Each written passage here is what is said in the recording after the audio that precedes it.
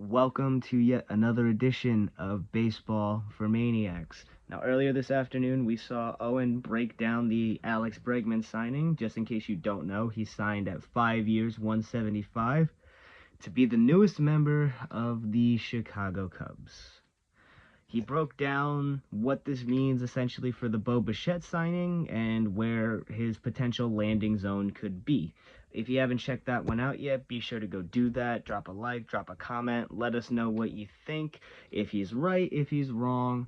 But this is going to be my take on it from a Red Sox fan's perspective. And I'm going to be honest with you guys. I've tried to record this video probably 4 or 5 times now at this point. I just end up at a loss for words. I don't have much to say about it. I'm sorry. This has been easily one of the worst off seasons I've had to endure as a Red Sox fan, considering we were told everything that we were going to be looking for going into the off season, and how little of nothing has been done to bring in what we were told was going to be brought in. We were told that a number 2 pitcher was going to be on the way and coming, and the pitching move that we make is Sonny Gray. Now, if this was like 5-6 years ago, Sonny Gray, I'd probably be really, really, really excited. If this were getting like Oakland Athletics Sonny Gray, I'd be over the moon about it. But it's not. This is St. Louis Cardinals Sonny Gray. And kind of the same thing with Wilson Contreras. I like it. That's probably the one move that I wouldn't change, if anything. But if we're talking about Cubs Wilson Contreras compared to Cardinals Wilson Contreras, I want the Cubs one. We're getting guys that are slowly but surely getting out of their prime, and I truly don't know why we're becoming a retirement zone. I don't mean that to be disrespectful, but when your only moves are for guys who are 30 something, like 32, 33 plus, and there's really not that much upside going further for them except the guarantee of their decline, I don't see much of a great factor in either of those moves.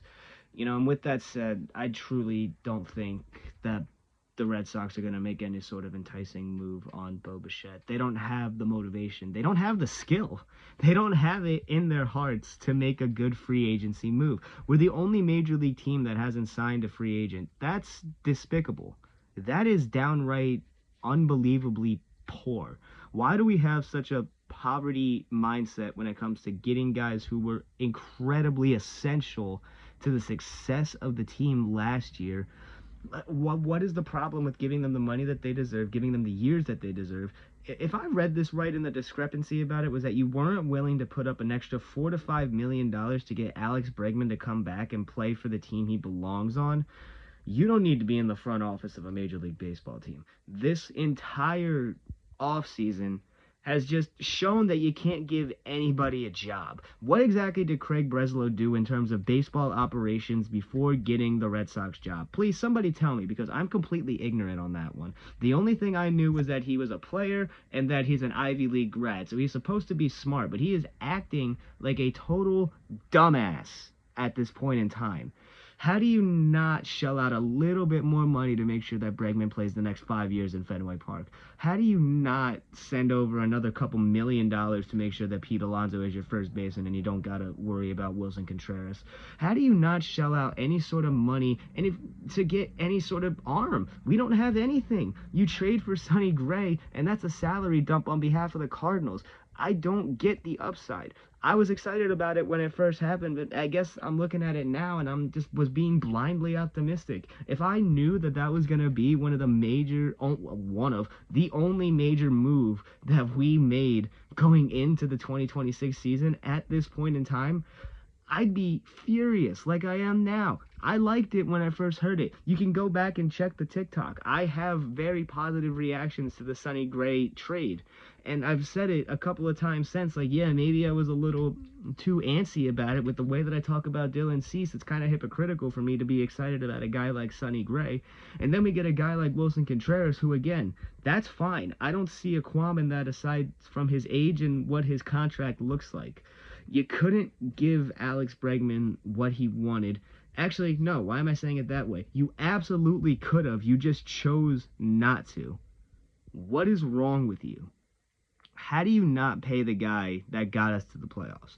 How do you not pay the guy that led that young core to be as successful as they could have been in a first year stint? Marcelo Meyer loved Alex Bregman. Roman Anthony loved Alex Bregman. That clubhouse leader that was there when they first came up is no longer there. He's in a completely different league, hundreds of miles away. This is bullshit. This is absolutely ridiculous. Craig needs to do something. He needs to get Bo, but he won't. He absolutely won't. Craig's not going to do anything in his power to get anybody because he's an idiot. He's incompetent when it comes to doing contracts. He's incompetent when it comes to doing trades. He does not need to be a front office personnel guy. This is proving it. I don't know what the mindset is going into 2026. We're not in a rebuilding phase. This is a time to add pieces to a young core to motivate them, to get them to that next step, and we've done nothing in that regard. We're running it back with the exact same team, disregarding Bregman and just adding Wilson Contreras as the bat instead, and we're expecting the same results. That is absolute insanity. He's been nothing short of disrespectful to the fan base. He's been nothing short of disrespectful to just Major League Baseball with the way that he's going about this, being the general manager, the CFO, whatever you want to call it, of baseball operations, and you're acting like an asshole. What was the point of even trading a guy like Rafael Devers, who you had locked up forever? He was going to be a Red Sox for life, but you chose 114 games of Alex Bregman over a career of Rafael Devers. Let that one sink in, Red Sox fans. I don't care what the reports were about Devers being a locker room cancer. I don't care what the reports were about his attitude. You traded away some guy who's on track to be a Hall of Fame bat at 28 years old for 1 year of a 32-year-old bat. You gotta be kidding me.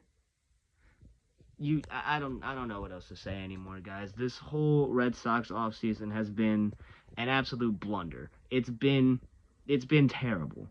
I don't know what to expect going into the 26th season anymore.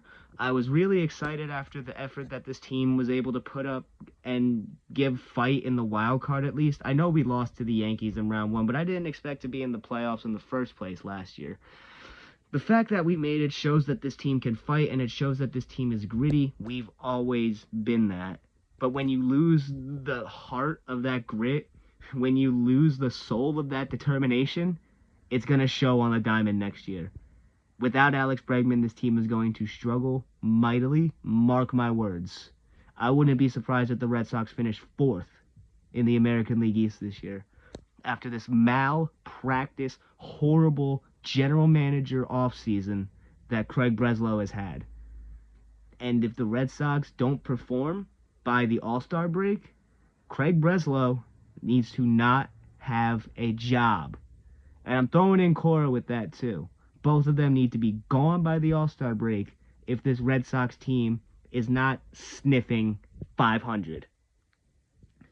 But with that said, I think I'm going to have to end this here before I just continue to yell and scream and just get in trouble with my neighbors or my landlord. So if you enjoyed this, leave a like, leave a comment. Let me know if I'm stupid. Let me know if you agree with me. Red Sox Nation, I am beyond sorry for what we've had to go through this offseason. We don't deserve this. We've been nothing but loyal. We've been nothing but cheerful.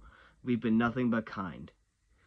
Weirdly enough, we've been nothing but kind about this offseason. I'm tired of being slapped in the face by John Henry, and I'm tired of being slapped in the face by Craig Breslow. Something needs to change, and something needs to change immediately. Whether it's selling the team to someone who cares, or firing somebody and getting in somebody who cares, something's got to change. But that's going to do it for me. I will catch you guys on the next episode, whether that's a duo from me and Owen, or we're doing solos again. we'll see. And don't forget, guys, Wednesday, the Jack Fritz interview is coming. So I'm more than excited for that one. Owen's going to cover that one. It's going to be an absolute blast to talk with Jack Fritz.